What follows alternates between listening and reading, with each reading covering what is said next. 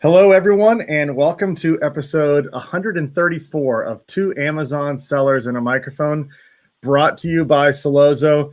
And today, Chris and I are very excited to have our guest on with us, the author of the EXITpreneur's Playbook, which is a great name, by the way. Yeah. Joe Valley is on with us. How are you doing, Joe? I'm doing well. Listen, I'm the best-selling author. Don't downplay what I've done here, guys. Oh, yeah. I got a best-selling author. I hit bestseller in 7 categories. I'm kind of a big deal. This is what I tell my kids. They're like, yeah, Dad, shut up. They don't buy it at all. Yeah, not at all. That's fantastic.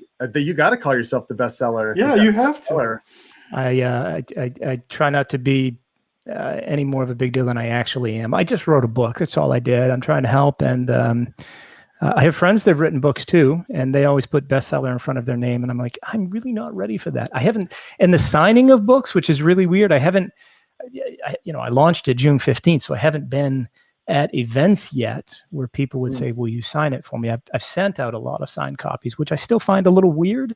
Yeah. But when I have to, or get to, I should say, sign them in person, it's going to be a little weird, but it's cool. Yeah. I'm glad I wrote it. It's very helpful and gets that stuff out of my brain, and hopefully will help lots of people. Well, it's on my list. Yeah, I'm reading it right now, and I'm a couple chapters in, and I can already tell. It's going to be invaluable information. What I love about this conversation we're going to have is Chris and I started our own businesses. We didn't know it at the time, back in 2014, and exiting it was not even remotely in our minds. Yeah. It was pure side hustle. Keep the wheels on the bus. Keep it going. And for me, really until this explosion of aggregators that's kind of happened recently over the last couple of years, was I even aware of it? And now it's like you got. I wish I'd had that knowledge back when I started. And that's what you help. That's what you help people do. Well, you got it now. That's the key, right? Like when I've built, bought, and sold 6 of my own businesses, and not once when on the day of launch did I think, okay, I'm going to plan my exit right now. That's just, unless you've done it before, odds are it doesn't occur to you. All you're trying to do is, like you said, create a side hustle, get rid of, stop working for the man and bootstrap your business and just hustle and survive and keep, as I said, wheels on the bus. But once you've sold a business, you realize, holy, you know what? This is where I'm actually making most of my money, is on the exit. I need to do this again. I need to do it right and more legitimately larger, more planned out, those types of things. So that's what it's all about. So don't ever kick yourself for not thinking about it back then, because I didn't think about it either. I do now, right? So I am a partner at Quiet Light Brokerage, and I have to walk the walk, right? So I can't just tell you guys to think about it. I have to think about my own. And so it's, it's an inevitability that I'm going to exit out of at least my role at Quiet Light, because I'm human. I'm gonna move on someday from this earth, and I've got to think about the exit. Mm-hmm. Well, that was the right in the front of your book. There was a quote or a stat, or I'm not sure how it was, but the 50% of the money you make in your business will be on the day that you sell your business. It was something. Am I quoting that right? Yeah. No, it's actually, for the majority of sellers, at least 50%. Yeah, comes the day you sell your business. So you guys, for any FBA business owner, it's particularly true, because if you're growing like crazy, you're taking the majority of the cash from the business and putting it right back into what? Yep. Right back into the business. Right back into the business. Right. Trying to, keep up with inventory demands. And so you don't get to take a whole lot of cash flow out. And when you do, you're actually taxed at personal income taxes. When you sell the business, you're taking out 3, 4, 5 years worth of discretionary earnings out of it, not cash flow. Discretionary earnings much higher. And you're paying lower taxes as well. You're paying capital gains taxes. So you win in multiple ways. I give an example. Maybe you haven't gotten to it yet, but I give an example. I do the math. I lay it out. If you've got a 4-year-old FBA business, what you're going to be left with after a 4-year exit versus holding the business during those 4 years. And I think it's something like 4.5 times as much money on the exit than by operating it. And I think it's especially true today in the space you guys are in to get these details right, because the aggregators are flattering you like crazy, right? Yeah. Man, your business is amazing. It's exactly what we want. We'll pay all cash. We'll close in 30 days, and they'll talk about the multiple. So you got to get yourself prepared for that onslaught of emails and how to negotiate with them and work to make sure you're getting the best deal possible and the best deal structure possible, right? Because they're full of it when they say they're going to give you all cash, because they're not. And there's terms that they've made up and ways they're going to negotiate with you, and that's, you haven't got to. I think that's all chapter 15. But that's not the first chapter to read. The first chapter to read would probably be the one on ad backs, because that just blows most people's mind. That's chapter 11. Dive into that a little bit. Ad backs. Yeah. So I was on an AMA last week for a company called the Acquisition Lab. It's actually a colleague of mine, Walker Diable, that runs it. And these are people that are trying to buy a business. So I'm talking about, we dive into ad backs and asking all sorts of questions. And I give you the example of your cashback monies from your credit cards, right? You guys buy stuff with a credit card, you get cash back and it goes over to your personal account, or you have rewards, right? That you just use the rewards when you are furnishing a new townhome that you bought, or traveling to an event, you spend that money using rewards, or you travel using the rewards. When you sell your business to an aggregator, odds are you don't put the cashback money or the equivalent of it in the ad back schedule, right? Net income is not what your business is sold as a multiple of. It's sold as a multiple of discretionary earnings. The formula for that is net income plus ad backs equals discretionary earnings. And in this particular case, that person had about 12,000 cashback monies on an annual basis. And he was so proud and excited to tell the buyer of he just sold a business for about a 3-time multiple. And he was so excited to tell the buyer of the business how to use cashback credit cards and get more money and use all this other stuff. And during the AMA, he's like, Joe, you're pissing me off. I can't believe this. I'm like, what did I say? He goes, I sold my business. I didn't do anything about the ad backs. I didn't do anything about the cashback credit cards. I gave him a $30,000 instant equity in my business because I didn't do that ad back. So 12,000 is more like 36,000.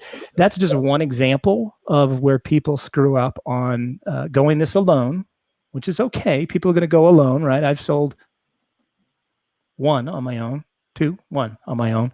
And it's just what you do, right? We're entrepreneurs. We have that I can do that mentality. It gets us where we are today, but gets us in trouble sometimes too.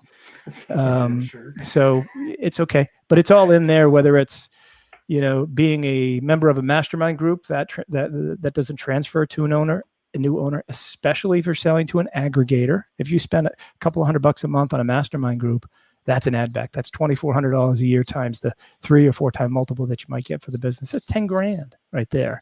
My son goes to NC State. That pays for half of the year, right? Yeah. It all adds up, and you need to go through each and every line item to make sure you're getting maximum value when you sell the business. The aggregators are not going to do that for you. They're going to come up with a bottom line number that suits them and based upon what you give them. So you got to really dig deep in the ad backs. There's 18 different examples that I give in the book. This is all new to me. Yeah, those 2 examples right there, I never would have thought of. I'm speaking a total foreign language then. Sorry. No, like the ad backs, I didn't even think of that. Yeah. Yeah. That to me, I wouldn't have considered putting that into the valuation. Right. It's fascinating. Oh, there's so many there. I did one a few years ago, the most impactful one, where the owner of the business had renegotiated cost of goods sold. Well, let me ask you a different question. If you're selling a business to an aggregator and your cost of goods sold go up by $1 a unit 6 months prior to selling, and you sell 1,000 units a month, is the aggregator going to say, wait a minute, COGS have gone up. We need to adjust for the new reality in the prior 6 months and change the value of your business by $6,000 times the multiple. So $18,000 difference. We need to reduce what you're looking for by $18,000, or what we agreed upon by $18,000, because they discovered in due diligence that your COGS went up. If they did that, they would be absolutely just and right in asking for that. The exact opposite is true. So if you renegotiate your cost of goods sold in the 12 months prior to selling your business, you can put that in an add back schedule. So I did this for somebody. It was actually 4 months prior to selling his business. So it was long enough, and it was about $1.80 a unit, and he was selling thousands of units a month. So we went in the first 8 months. And again, this is when you run a profit and loss statement in QuickBooks or Xero, export it to Excel. Bottom number is net income, right? And then you put an add back schedule below that. And we added back, we did a formula for the total number of units sold by month for the first 8 months. And it added about $54,000 to the total discretionary earnings. And we sold his business for a 3.3 multiple. So it's like 170,000 or so added to the list price of his business. He had multiple offers. It was black and white math and logic. There was no arguing with it. It's not fuzzy math. It's not gray. You don't want to get gray on the add backs. It needs to be black and white, because you get into gray areas and you kind of erode trust. And trust is really everything when you're selling your business. Would that be one of the 5 critical steps to negotiating with aggregators that we're going to talk about today? Is that one of them, or is that just a whole nother nugget that's just another add-on? It's definitely part of it. That's what I'd say is number 2 more than anything else. It's properly calculating your discretionary earnings and firming up the actual value of your business.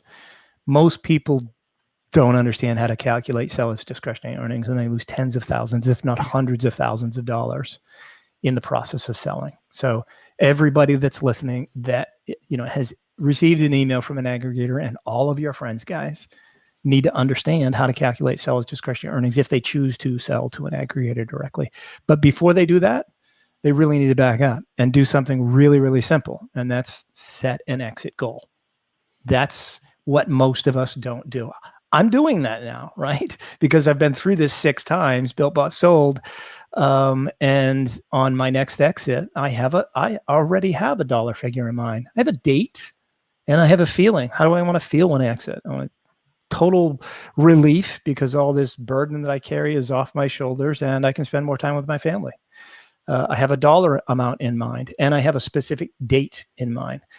As I'm moving towards that goal, if I'm having a blast, I'll just move the goalpost. It's okay. It doesn't matter. But if I don't set that goal, statistically, it's proven that I'm less likely to achieve it. And when I get an email from an aggregator telling me how wonderful my brand is and how they're going to close in 30 days and what a big multiple they're going to pay me, if I'm having a really bad day or a really bad week, which kind of happens as an entrepreneur, I'm going to be vulnerable. And I'm going to be open to listening to what they say. And it's probably not going to be in alignment with my goals, especially if I hadn't written them down. So I would get a clear objective on your goals, and then you calculate the actual value of your business. You might need to get some help with that. But once you understand the true value of your business today, now you know how close or how far you are from your goal, right? That will help you get over those horrible days that we have, right? Just when you don't even want to open your email and you just want to tell the world to go to hell, right? That makes those hurdles and potholes very easy to get over and around. And that's a weird thing. When I've been doing this for a decade, and I've talked to thousands of entrepreneurs. I've gone through this process with them, and they're exhausted, emotionally toasted, and ready to move on. But then when we go through this process, they get passionate again about the business and motivated and excited, and then they hold off, which is great, because when they hold off, they're going to achieve a higher value for them and a better exit someday. So it's really kind of cool. But those are the first 2. You got to set some goals. Then you got to figure out where you are today, how close or how far you are from those goals. And if you set that goal, you can reverse engineer it your way to that goal. Exactly. A lot of times, I mean, I'm guilty. If I'm goalless, I'm just kind of maneuvering around, taking whatever. This shiny object looks good over here. You're just responding to emails all day or something like that, right? That's how it feels most of the time. If you think about it in simple terms that we all use, whether you use Apple Maps or Google Maps, but if I want to go to Boise, Idaho, and I put that in as my destination, if Google does not know where I am today, it's not going to help me get there. So you got to figure out where you are today.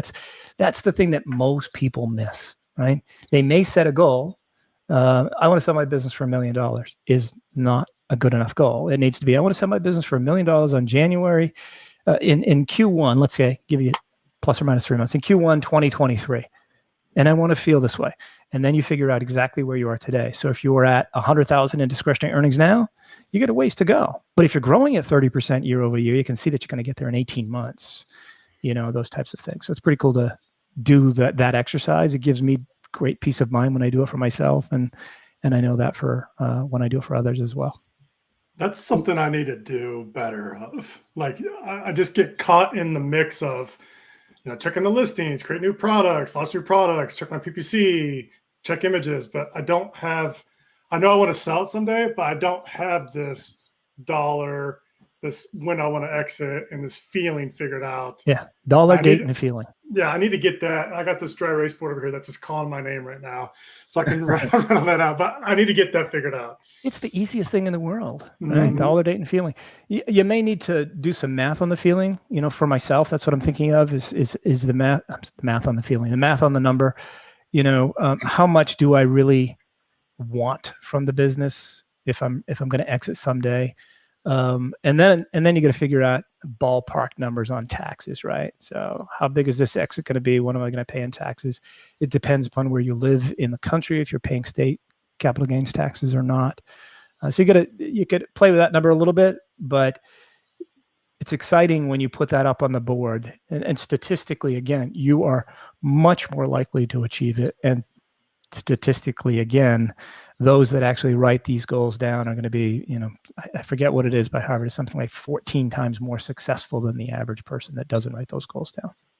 What life stage or life cycle of the business do you typically start working with people? Are people coming to you like before they even start something to get a framework, or right before they're about to sell, or somewhere in the middle? It's a combination of the last two, never before they've started a business, because there's not really a whole lot to work with there. But more of somewhere in the middle. People that call and say, look, I'm ready. I want to move on. I'm ready. Those are the conversations that I'd rather back up 6 months or 12 months so that I can help them more, right? And have them reverse engineer path to this goal that they're setting. But they come to me and they're emotionally toast and exhausted. They feel over leveraged and they just need to get out because they're not sleeping at night. That's still going to take some time. It's going to, I think year to date in 2021, the average transaction time is something like 89 days from listing to closing. So it's still going to take some time. It doesn't happen instantaneously. This idea that an aggregator is going to, close in 30 days is fictitious. It's 9 times out of 10 going to take longer than that, 45 days plus or minus. And when I say our average is closer to 90, it's because we're doing some $25, $30 million deals as well. Anything in the sub $2 million deals is going to move fairly quickly. But look, I'd say 12 to 24 months prior to closing would be brilliant. 6 is okay. 3 is even okay, but it's not going to help you get maximum value and the best deal structure when you do exit. So the sooner the better. And age of the business, it's okay. If you're 12 months in and you're thinking, I want to get out in 12 to 24 months, meaning after the business is 24 to 36 months old, I think that's a great time. Anything younger than 24 months, when a buyer looks at it and wants to buy it, generally has a bit of a discount because it's a higher risk because it's a little bit younger. Absolutely. So you start out, hold on for 2 years and just flip it, or you said the multiple is a little bit higher risk. We just talked to an aggregator and they were saying that they've got a seller that comes to them multiple times and sold 5 businesses to them. Yeah. And so I'm imagining that's let's turn and burn, like start it, get out and move on and keep going. Bootstrap, grow, sell, repeat. Bootstrap, grow, sell, repeat. You make more money on the exit in that situation. If you've got a 24-month-old business, if you're really good at what you do, you can grow that and exit for $1 million in 24 months easily. But you're not going to take $1 million out in that 24 months. It's just not going to happen, right? You'll probably take nothing out in that 24-month period.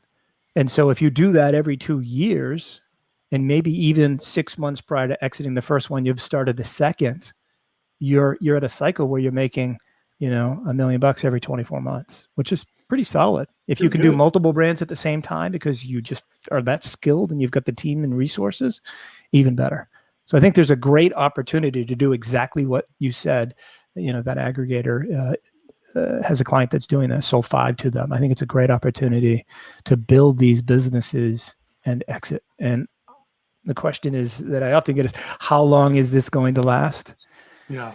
Look, there's billions of dollars that have been raised, and new players get into the space all the time. So I think it's going to be around for a while. We'll see some consolidation of aggregators, but we've never seen multiples for FBA businesses as high as they are today, and I don't think we've hit the ceiling because they're all competing with each other over the same business. We've had an average of like 4.5 offers on every listing year to date, every FBA business. We do SaaS content, other stuff too, but 4.5 offers on every listing. The majority have gone at or over asking price as well. So there's still room to grow there. And it feels like it goes like private investors, and then like Wall Street comes in, and now you got like they're waiting to see how it really proved out, like the little guy, the little investors, and now we got big money coming in. And is that what you're seeing too? Yeah, I mean, years ago, buying an FBA business was so risky, right? Oh no, we can't. That's high risk. You can only pay a low multiple. I used to list things at 2.74, so it would round down to 2.75. That's how sensitive buyers were. And then 101 Commerce was the first aggregator of any name of recognition, but they didn't succeed. Their goal was to buy 101 FBA businesses in 24 months. They ended up buying 13 and then sold to Goja. Thras obviously did the model, did it well. Carlos and Josh are very likable, very well funded. It's hard not to like them, and that's why people have given them billions of dollars at this point, or hundreds of millions of dollars at this point. But there's going to be some more competition and more growth there for sure. Do you see, I'm assuming you do, when sellers come to you, if they're actually on the wrong side of the trajectory, they're actually going down and they're just trying to get out. Yep. Does that ever, a simple call or a simple analysis of their business, you said that sometimes they get re-energized, they come back and they want to do it again. Do you ever see that just come back around on them and then they come back and sell it again? Like, is that a negative where you go up and you come down a little bit and they didn't sell, so then they got re-energized and they came back up and then they sold it? Like, does that dip down previously affect their multiple? Honestly, I think it shows how resilient the business can be, and shows a buyer that it's okay. There's going to be dips, but when you focus and you put the time in and do the right things, the business can grow. Anything that's just continually up, it's great, right? Buyers are still going to buy that and probably pay a strong multiple for it. But when there's a dip in the history of the business, as long as there's a good logical reason for it, and sometimes it's a death or divorce or some emotional thing in your life, and you just took your eye off the ball. More often than not, it's that. And then there's, of course, the competition and whatnot. All you do is explain it and what you did to solve the problem. Sometimes it's get more focused and sometimes it's get more defensible. And I think it's a great story to tell. I personally love those stories because it shows how resilient the business can be. That's a really good way to look at it. And it ties into what you were talking about before, is that you've got people coming to you and they're like at the end of their rope. They're done, they're ready to sell. And that's probably like across the board, the worst time to sell is when you're, totally frustrated with it. Because probably things aren't going very well, but to dovetail that into get the re-energizing, and that can be shown as a positive, that like you said, that business can bounce back, and that probably told the right way can be attractive to buyers. Yeah, I talk about it in the book. There's a young lady named Lee. She came to this country when she was like 15 years old, didn't speak English. She had 2 sisters. They didn't speak English. Her mother didn't speak English. They had $200 to their name. By the time she was 33, she had an FBA business that I had listed for her, and it was around a $450,000 listing. And her husband was being transferred to Japan, so they needed to sell. There were some problems in the business, geographic dependency problems, but buyers were still interested. And we're 3 weeks in, and her husband's transfer fell through. And so she said, Joe, I can't sell it now. I'm going to go ahead and fix those things that you talked about. It only took her 18 months to fix those and make the business better. And we sold the business for about $750,000. So by double. fixing some of those things, getting excited about it, she made, an extra $350,000. She closed just before COVID hit, and her husband went to South Korea, to one of the safest places they could find pre-COVID, and spent six months there raising their children before they came back to the States. So it gives that freedom and flexibility. He was able to work remotely, and it just I don't know. You focus on it, and you do come back, Chris. You grow the business, and fix those things that are wrong, and get reinvigorated. And ultimately, the amount of money that you can make over a short period of time, because the growth of the business times the multiple is just, it's math that definitely works in your favor. Well, for anybody who's listening who hasn't read the best-selling book, the EXITpreneur's Playbook, I was just so energized by reading those stories. The first part of your book, you just walk through stories like that of successful exits, and also stories of things that didn't go right or missed opportunities. I call them epic failures. It's okay. Yeah. It is what they are. Yes, epic failures. But I think selling at the wrong time obviously can be detrimental. Or what about waiting too long to sell? That can also probably be a problem also if you're not continuously putting in the same level of work into your business. Yeah, for sure. For an FBA business, it's sort of the exception rather than the rule, waiting too long. Usually too long is a business that is using outdated code like Dreamweaver and things of that nature in the third-party platform space. Too long might be that it's the unpredictable stuff, right? So the Chinese competition came in and took your listings to page 5, or you have a product that is going obsolete, right? So you've got you've got a plug-in charger system, right? So you can plug in multiple devices. How long is that going to be around before wireless completely replaces everything with a cord? That type of fear of obsolescence, that's kind of waiting too long. But more than anything else, the waiting too long is emotional. That's why that date, dollars, and feeling thing is really, really important to set. Well, I got that written down here. It's definitely going on the board as soon as this podcast is over, because I think that just makes a lot of sense. Like, I want to feel like this. I want to exit at this date. I want this dollar amount. Now go. Now scale it. My phone number's in the bottom of my email. Oh, I already got you. A picture of it. I will. How important is a brand when exiting? Like, is the brand, like, Dustin has a brand, I have a brand. Let's say we're doing similar dollar amount, but Dustin has more opportunity with his brand, more product opportunity. Does that make a difference, or is it just solely on the product?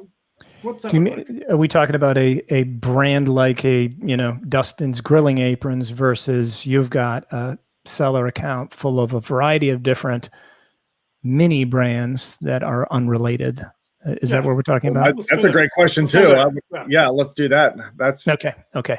So once upon a time, not so long ago, if you were the guy with a brand, you're going to get a lot more money for the business, because it's just something that people could understand more and connect with more, and take that brand off of Amazon, beyond that third-party platform to all the other platforms. And the big win, which is an awful win, which is big box stores and retail, things of that nature. All you got to do is watch Shark Tank to realize that our world that we live in e-commerce is actually the greatest world that there is. So in today's world, though, now they're equal, right? As long as there's a balance of risk, of growth, transferability of the business, of the documentation, and the growth opportunities for each are equal, then the value of them, I think, would both be equal, especially if we're talking about an FBA business, because there's going to be plenty of competition. If you create the competition, which is one of the 5 things we talk about negotiating with aggregators, is creating competition. I think they're equal. That wasn't the case 4 years ago, but it's definitely equal today. How important does social media profiles, Instagrams, Facebooks, YouTube channels, does that have anything to do with it at all? Like, does that add any type of multiple to No. the program? Okay. No. But what it will do is instill confidence in your buyer that you're a good person, right? So if you're, doing shots and funnels and you get your shirt off on the beach with a bunch of bikini clad women, or vice versa, if you're the woman doing those and guys don't have their pants on, take those down, grow up, change that profile, because buyers are going to give you hundreds of thousands, if not millions of dollars. And they want to make sure that they're giving it to somebody that's building a solid business, right? You as the business owner needs to shift their mindset from building a business for yourself so that you exit at maximum value, to building a great business for a great buyer to take over at a great price. And they have to believe in you and trust in you in order to do that. If they don't trust you, they're not going to give you maximum value, and they're probably going to give you a crappy deal structure and say they need an earn-out because of the risk of the business. And you're that person holding the business together. You're the mortar of what we call the 4 pillars. And if you don't do a good job on your own social media profile, then it's going to raise that risk and erode trust. But, if you're an FBA business, that the social media stuff doesn't matter as much, unless, and it's not going to add to the multiple, by the way, unless you are launching new products with your social media outlets and it's helping you launch them less expensively. But that's going to be in the bottom line numbers. So I can't say, well, yeah, you do that. You've got this system. You've got great, social media presence. Therefore, we're going to add a half a point. We're not going to do that, because it's adding to the bottom line number, because you've got higher profits because you're able to launch products more cheaply, and it's going to add to the overall dollar value of your business anyway. And I'm just thinking out loud because, we spend time on building your brand profiles. We spend time on building email marketing list. We spend time on building messenger list. Like, if that has no place in the multiple, it's just wasting time. No. It does have a place, because it's driving what? Revenue. Okay. And reducing what? Your costs. Cost. So your bottom line dollar number, your discretionary earnings, hopefully your margin is going to be higher. So it's all of that work plays into the total value of your business through the multiple. But you can't say, I have an email list of 670 people or 670,000 people or 67,000 people and say it's worth a half a point more because of that. Gotcha. Because it's already built into the multiple, because that email list drives traffic, drives revenue, and drives the bottom line number, which is part of the multiple. So it's already built in. Gotcha. How important is it if you've built out if you have like VAs or softwares or teams where you're outsourcing more and more and more of your own business, so the business operates like with your SOPs that you've set up, it operates well without you. Yeah. Versus if like the whole reason it's successful is like my immaculate PPC knowledge that I'm doing every day on my campaigns, and without me, that's going to be different.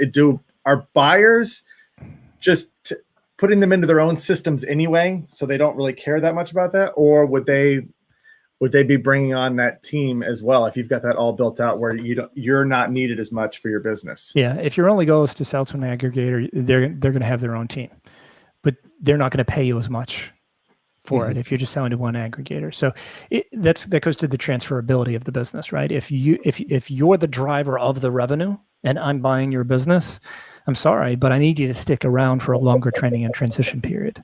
You're going to stick around for a much longer time, because what's in your head is a unique skill. I don't know how to do PPC like you do, so you're going to have to teach me. Hopefully, you've got lots of SOPs written down, right? And that's going to instill confidence and trust, and that goes to the documentation pillar. But yeah, the ideal situation is, sure, outsource all of it to a team that's fully transferable. And work 10 to 20 hours a week. That is going to be a more attractive business to a broader range of buyers. Your multiple is going to be higher. You're going to have more people competing against each other for the business. And it's either going to get you asking price or above asking price, and with a better deal structure. You may just simply get all cash. Versus the other guy, there's complications to it. Right? You think, okay, well, he's got a special skill. Is that transferable? Do I have to hire somebody for that? That's going to cost me money. It's going to cost me $20,000 a year. Well, I'm paying a 4-time multiple. I'm going to take $80,000 off the list. But there's all sorts of complications to get into it with that kind of stuff. Make sense? Oh yeah. that's very interesting because a lot of times you think about these aggregators as being the buyers, but there's a whole slew of buyers out there. There's families that are buying, there's small firms that are buying, and like transferability is something I've thought a lot of in terms of building that more out inside my business for sure. Yeah, there's so many more buyers than just the aggregators, right? And even if your goal is to sell your business to an aggregator, at least be smart about it, right? And do you guys know anybody that's ever been on Shark Tank? I don't think so. No. We've sold multiple Shark Tank brands. We've got a guy on our team that currently has a deal with Robert, a company called Happy Feet or buyhappyfeet.com, Pat. And what happens is you've seen the show, right? Of course. The music plays and they march into the Shark Tank, right? And there's 4 or sometimes 5 sharks there. Mm-hmm. But when you get an email from an aggregator that says, love your business, we close in 30 days, pay all cash, we pay a 6-time multiple. Sounds too good to be true. So it is too good to be true. But it's like walking into the Shark Tank, that music is pumping, you're ready to pitch your brand, and everybody calls in sick except for Mr. Wonderful. Why in the world would you do that?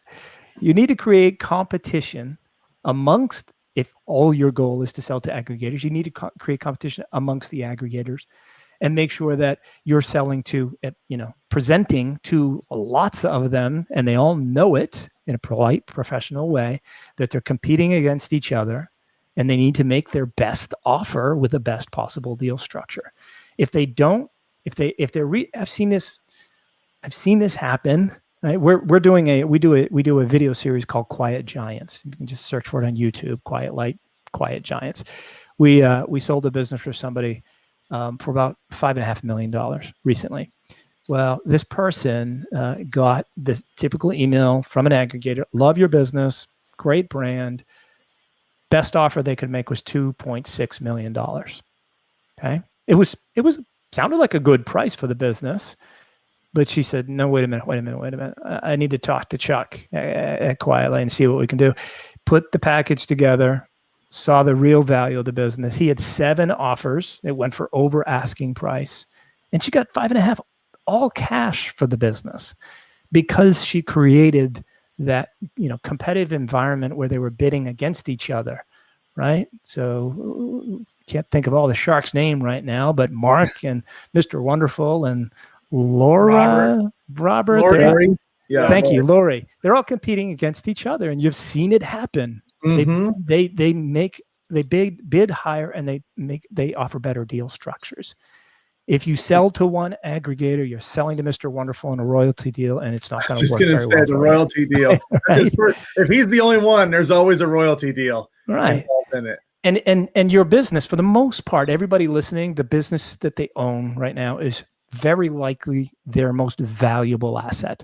So number one, why would you sell it to just one person? What present it to just one? Number two, you want to get maximum value for it. So look, the EXITpreneur's Playbook takes everything out of my head and puts it on paper and is a great resource to help you if you're going to sell your business on your own. My advice, though, when it comes down to the end of the day, it's your most valuable asset. And why in the world would you risk selling it on your own when you don't do that? Mm-hmm. You run e-commerce businesses. You don't get maximum value when you sell them. If you've done it once or twice or 3 times, have at it. You've got some experience, and you can understand the processes. But if you know any CEOs of Fortune 500 companies or own any of the shares of them, and they say, okay, we're going to sell, and yeah, I got this. I got it. I'm going to do this on my own. I'm not going to hire an M&A firm. You'd be like, what the hell's wrong with that person? But you put yourself in those shoes with what is your greatest asset. So at the very least, the book helps me reach more people and educate more people and helps them understand the values of what they have. And if they're going to go it on their own, at least not make as many mistakes as they would if they didn't have this as a resource. But ultimately, I do believe that they should use an experienced advisor. Well, it's such a big moment. Like when you decide to exit, you don't want to short yourself. And so you got to be able to have somebody in your corner like yourself where they could say, hey, look, you can get this maximum dollar amount or do this to your listings or whatever it is to create the maximum exit, because you don't want to cut yourself too short. Well, there's so much that goes into it. Just going back to the conversation about ad backs, right? You can learn that at chapter 11. I actually give away chapter 11 for free at EXITpreneur.io. So just grab it. Anybody that doesn't want to spend the $20 on a book, shame on you, but go ahead and get the free chapter. It's there for you. I also give away chapter 15, which is really, really critical because it's deal structures and negotiating deal structures. And it's what you're going to have an onslaught of from the aggregators when they make an offer that's, all cash. It's probably not going to be all cash, but there's different terms there. One of them is a stability payment. I would encourage everybody listening and you guys to Google stability payment. It won't come up, right? It doesn't exist. They created it. What it really is an earnout. Bottom line, they took a scary word or two like earnout, but nobody wants to sell their business and have an earnout. And they turned it into a stability payment. And what is that? Hey, look, you got a great business. All I'm trying to do is protect myself. So I'm going to hold back 10% of this all cash purchase price. And it's going to be an escrow. And in 12 months, it will be released to you if revenues are at 90% of where they were prior to closing. But you got to wait 12 months for that. So, if you're selling the business for $1 million, they're going to hold back 200,000 in some cases. And you just got to be prepared for that. That's why you want to have multiple aggregators competing against, because you could say, throw that one off the table because this guy's not doing it. And if they're all doing it, at the very least, you're going to be smart enough to say, well, what happens if I'm at 89.99%? All right, you're screwed. You lose 200,000. No, you create a sliding scale. But here's the thing: have you guys ever run out of inventory? Oh my gosh! Yeah. Do you think an aggregator is ever going to run out of inventory when they buy your business? Sure. Yeah. Yes. So what happens if they run out of inventory, and you're at 95% of that 90% goal, and they run out of inventory for 3 weeks? Are you out $200,000? You're screwed, right? So there needs to be a clause that you add to the stability payment or any earnout or anything like that says, that's goal oriented, right? So if it's a revenue, if you're going to earn based upon revenue, all of the terms that they're going to throw at you, it's an earnout. That if they run out of XYZ SKU for XYZ period of time, all bets are off. You owe me all the money because you didn't manage it properly. I can't. Or get suspended, I'm assuming. Oh, well, yeah. Well, get suspended for sure. Because we know it's going to get suspended. But if it gets suspended because of something stupid that they did and it hurts you, yes, you should get paid in full, right? Yeah. Mm-hmm. There should be nothing that has you not getting paid if they screw up, right? And that was historically the fear of earnouts. What they've done is, first, they're very, very intelligent, likable, charming, kind, funny, complimentary people. I like almost every aggregator I've ever spoken to. I want to have dinner with them. I want to have a beer with them. I want to go fishing with them. That's how likable they are. That's why people give them millions of dollars and why they're able to offer you all cash, funky deal structures that are not all cash, and turn a word like earnout into a stability payment, into a profit sharing plan. It's an earnout. It's not a profit sharing. It's an earnout. And I go through all of that, all the different types of deal structures in I think it's chapter 15, and you can just read that and get prepared for it because it is going to happen to you. But if you have multiple aggregators looking at your business and you're negotiating with all of them, that's step number one after you do some of the others. But understanding the different types of deal structures and terms is really, really critical if you're going to go about this, either on your own or learning it before you end up going down the path with an advisor as well is really important. Where are you seeing multiples go recently? I know like 2.5, 3. Are we going up? Are we getting to crazy spots? In some cases, yes. Right. So Chuck on our team sold a pet business in Q1 that it was only doing about $210,000 in discretionary earnings, not a real big business. The normal multiple for that, maybe 3.5, 4 times, maybe, because it had recurring revenue, multiple channels of income. It was selling to Who's Chewy. that? Chewy, thank you. Recurring revenue from Chewy and a longstanding history of it. So it was going for a higher than normal multiple. It ended up selling for something like close to 7 times. That's the exception rather than the rule. But multiples are going up, no question. And again, 3-4 years ago, I wouldn't go above 2.74 with a listing. Today, if it's below 3, the business is probably one of those ones that's trending down. It might have a single hero SKU and is only 18 months old. But most of the numbers start with a 3 and go up from there. The size of the business matters, right? A business that's doing $1 million in discretionary earnings versus one that's doing 100,000 in discretionary earnings is worth more because it's bigger, it's more diverse, it's less risk. When it's less risk, the multiple should go higher. Product roadmap. We all have them. We all have ideas of what we're going to launch. Yep. It may not give us. We have like projections on like, okay, if I launch this product now in 4 months, I'm going to be at $20,000 more a month in revenue. Yeah. Like, does product roadmap have any like play into that? Yeah. Multiple? Yeah. So what it does is it increases confidence in your buyer, and your buyer is going to pay a higher value for the business because they see that. They know where to take it. They're not buying an ATM machine where they're just going to take money out. They're looking for growth and a positive return on their investment. And so a product roadmap is critically important, but take that one step further and launch some of those products in the trailing 12 months prior to selling your business. That's a built-in path to growth. So I sold a business a few years ago.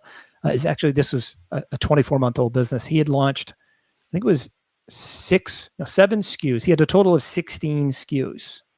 And he had launched 7 in the 6 months prior to listing the business for sale. Those 7 SKUs already represented 20% of the total revenue. And so they were, at launch, you're losing money for a month or two and then break even and growing. These were very low cost SKUs that took off fairly quickly, but that's what I would call a built-in path to growth. They've already been launched, and all it takes to have them grow is let time pass. Yeah. Right. So that's really exciting for buyers. That, along with the product launch future, the pathway that they can go down with new products, especially if it's with the same manufacturer. Does that manufacturer have additional products to launch that are in the same family? Is always a question that buyers want to know the answer to. So yeah, absolutely. That's awesome. Is there one category that just takes off like that? Is a guarantee sell? Yeah, generally if I had to pick one that historically sells quickly and at a higher multiple than almost any other category, it would be the pet space. Anything in the pet niche. People are just passionate about their pets. Yeah. Gosh, it's crazy. Yeah. People are passionate about their pets. They'll buy anything and spend high money on it. Mm-hmm. Is like baby or any of that similar for the same? So reasons? No. I like pets more than their kids. They like pets more than kids. And the problem with kids is that,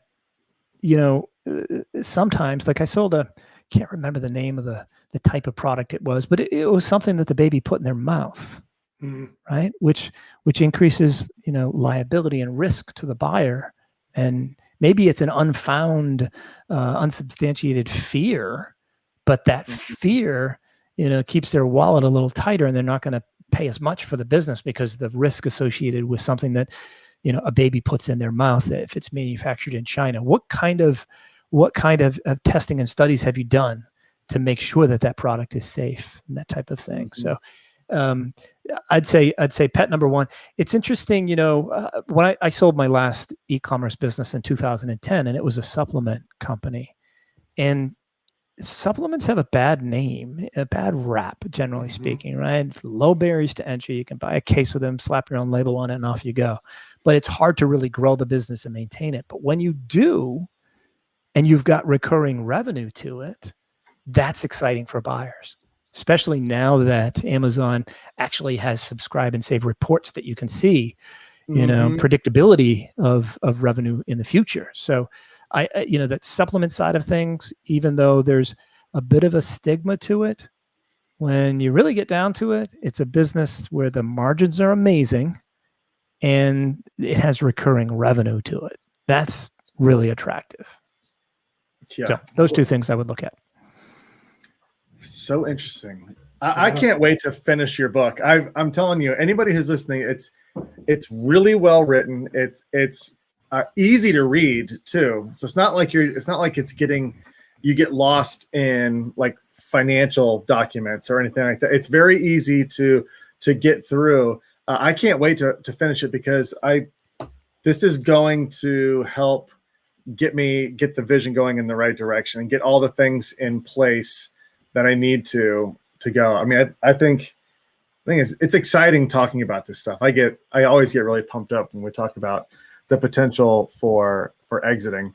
Well, I love talking about it myself. I can reach more people via podcast, via the book than I can one-on-one. And I've talked to, 8,000 people over the last 9 years. It gets a little exhausting. So maybe the book is amazing. Yeah, that's amazing. We've been talking for an hour already. I don't even feel like we've been. I know it's hard to believe. Time flies when you're having fun. But we'll definitely in the future we'll have to get you back on because things change in this landscape, and it's always nice to stay on top of what those changes are, what is changing. 2.5 years ago, if you said the word aggregator, I wouldn't have known what you were talking about. Yeah. In this space. I'm all in. Happy to come back on. I tell you right now, one of the changes that you're going to see is that the aggregators are going to start buying content sites.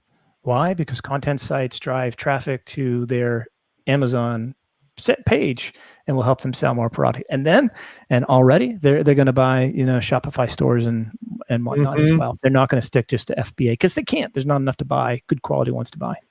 Mm-hmm. It's so fun. It's fun to watch this unfold for sure. I agree. Yeah, well, we will definitely get you back on. This is an amazing topic. It's great for everyone listening. We cannot thank you enough for coming on here. I encourage everyone go buy the best-selling book, the EXITpreneurs Playbook, on Amazon. Where else can they buy it? That's best place to buy it? Yep. If they want to buy it, they can go to Amazon. If they want to look at some material on it and just review some of the chapters, go to EXITpreneur.io. They can get chapter 11, chapter 15, and I think 2 other chapters as well. But again, it's $20. If you can't afford $20 for a book that's going to change your financial future, then I don't know how to help you. That's right. Just learning about ad backs was good. That was good enough. Value right there. Yeah. What about if somebody wants to work with you? If someone's right now listening, they're in the process of thinking about selling their business in the near future, and they want to work with you, how can they get in touch with you to get started? Yep, they can get in touch with us either at EXITpreneur.io. There's a valuation form that they can fill out and talk to one of the advisors, or just go to quietlight.com, look at some of our listings, and then there's a valuation form there. It's called a discovery call. One of the advisors, all who have built, bought, or sold their own online business before joining the team, they have to have done that and have to have a great deal of experience in order to be able to be in this position, and they'll help you. They'll do everything I've talked about on this call today. They'll ask questions. They'll try to firm up your seller's discretionary earnings a little bit on the call, give you a broad value range on the call, but they can't do it without looking at, eventually looking at the details and looking at a proper profit and loss statement. If you need an e-commerce bookkeeper to help you with that, you can find it. There's some referral partners at EXITpreneur.com. No, I say .com, but I didn't buy .com. It was $250,000. It's EXITpreneur.io. There's lots of resources, individuals that you can talk to, both at Quiet Light or EXITpreneur, and you can find me at on LinkedIn.com. You can find me on Facebook, that kind of stuff as well. Well, everyone, if you're thinking about this, you should absolutely be reaching out to Joe. Just listening to the stories that you told, the impact. You do not want to go this road alone. That's the thing that I've realized for sure. You do not want to do that alone. So, all right, Joe, thanks so much for joining us. This has been amazing conversation. We will get you back on, and thanks everyone for tuning in and listening. If you like content like this, make sure you subscribe to this podcast. You can also subscribe to Solozo's Facebook page, LinkedIn page, YouTube channel. We go live every time we do these podcasts, so you can turn on notifications so you get notified when we go live with awesome people like Joe. Also, if you're running your own Amazon FBA business right now and you're struggling with your advertising with PPC, that's where Solozo can help. we can help automate and optimize your advertising for you. We can work with you. We also have fully managed accounts where we can manage yours for you, just like Joe was talking about, make you more attractive because it removes you from that part of your business. It can operate without you. So if you'd like to learn more about Celozo, you can go to celozo.com right now. In the upper right-hand corner, you can book a demo and you'll get on a call with either Chris or myself, and we'll walk you through the entire platform and show you how Celozo can help automate and optimize your ads. Everyone, thanks for tuning in. Joe, thanks for joining us. We'll see you guys next time.